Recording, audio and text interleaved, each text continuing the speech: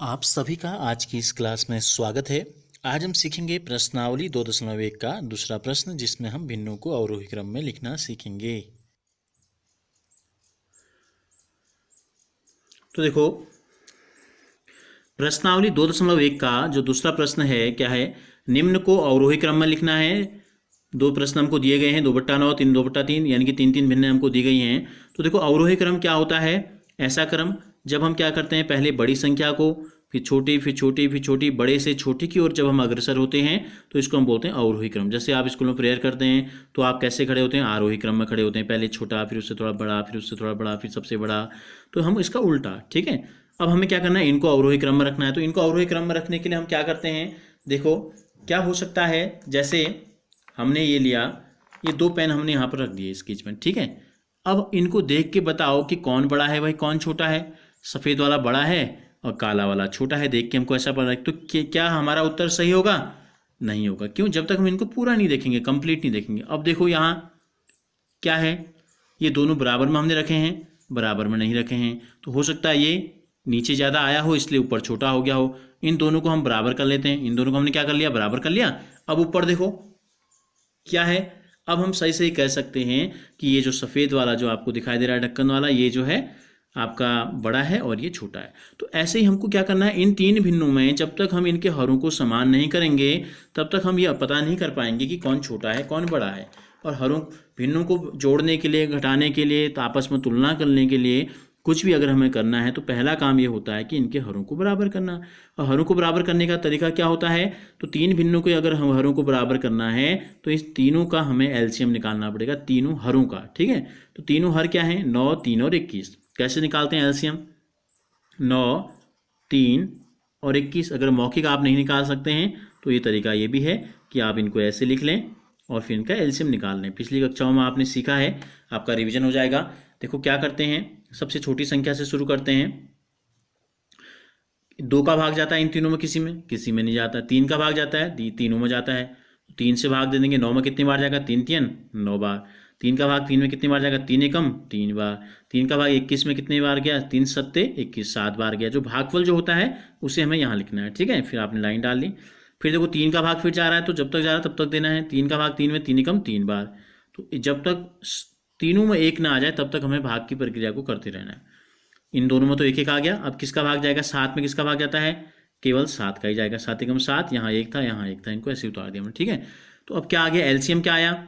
LCM जो आया, जिन जिन से हमने भाग दिया, पहले 3 से, फिर 3 से, फिर 7 से, तो 3 3 9, 9 सत्ते 63। तो यानी कि इन तीनों का जो एलसीएम आ गया, कितना आ गया, 63 आ गया। यानी कि हमने तीनों के हरों को 63 कर दिया। 9 को 63 करने के लिए क्या करना पड़ेगा? देखो 9 को 63 करने के लिए क्या करना पड़ा, 9 सत्ते 63, यानी कि 9 को हमने किससे गुणा किया, 7 से। हर को 7 से गुणा किया तो अंश को भी 7 से गुणा कर देंगे, 2 सत्ते 14। अंश को यहाँ लिख दिया हमने, अंश बट्टे हर ऐसे लिख दिया। ये हर तीनों का हमने कॉमन ले लिया, ये आप समझ लो। 3 का भाग हमने दिया, 3 को 63 करने के लिए क्या किया हमने, देखो ये 3 है, इसको हमने 63 कैसे किया, किससे गुणा किया हमने, 3 को 7 21 से गुणा किया। या इसका भाग इसमें देंगे तो 21 आएगा, तो 2 को भी 21 से गुणा करेंगे तो 21 दूनी हो जाता है 42।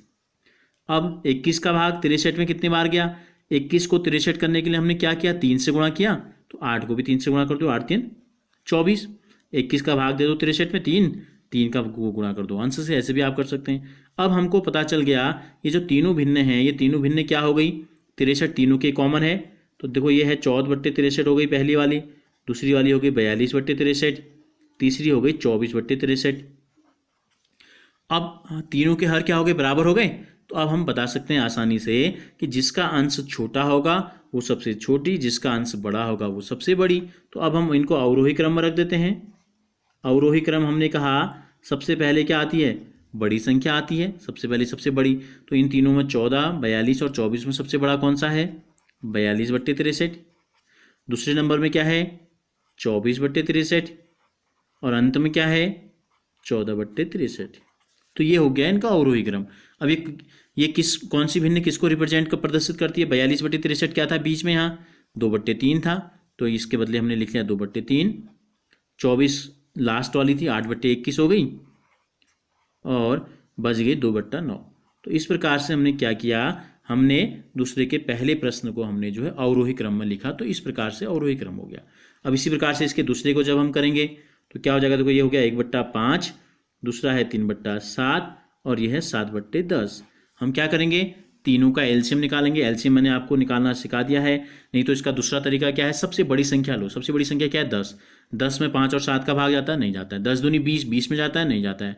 30 में नहीं। देखो 7 के भाड़े में क्या आता है, 70 आता है। सबसे पहले 0 किस में आता है, 70 में आता है ना। तो 5 का भाग भी 70 में जाता है, 70। तो ये हो जाएगा इनका एलसीएम जब आप निकालेंगे। 5 का भाग 70 में कितने बार जाता है, 5 एकम 5, 5 को भी 14 बार, 14 पंजे 70 होता है। तो इसके अंश को भी हम 14 से गुणा कर देंगे। 7.70 10 बार गया, 10 को 3 से गुणा कर दो, 10 3 30 हो जाएगा। 10 को 70 बनाने के लिए हमने क्या किया, 7 से गुणा किया, तो 7 7 49 हो गया। सीधे सीधे हम देख सकते हैं। तो अब ये देखो कि इन तीनों में सबसे बड़ा क्या है। जब हम इनको अवरोही क्रम में रखेंगे, अवरोही क्रम में जब हम इन तीनों भिन्नों को रखेंगे तो सबसे बड़ा क्या है, 49 है। 49/70 आ गया। दूसरे नंबर में क्या है, 30 है, 30/70। तीसरे नंबर में क्या है, 14/70। अब ये किस किस को प्रदर्शित करते हैं, 49 कहाँ पर है, तीसरे नंबर में था। तो तीसरे नंबर वाली जो भिन्न थी 7/10, इसको हम सरल करेंगे तो क्या आ जाएगा, 7/10। फिर है 3/7 और अंत में है 1/5। तो ये क्या हो गया, अवरोही क्रम, घटते हुए क्रम में हमने इनको लिख दिया। तो इस प्रकार से भिन्नों को आरोही और अवरोही क्रम में रखा जाता है।